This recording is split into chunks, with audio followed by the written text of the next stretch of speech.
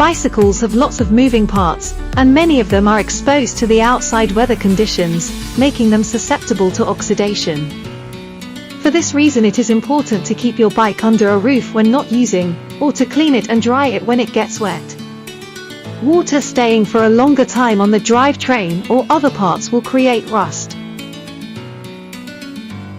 Cleaning it properly, drying and oiling the chain will keep this system functional for a longer time.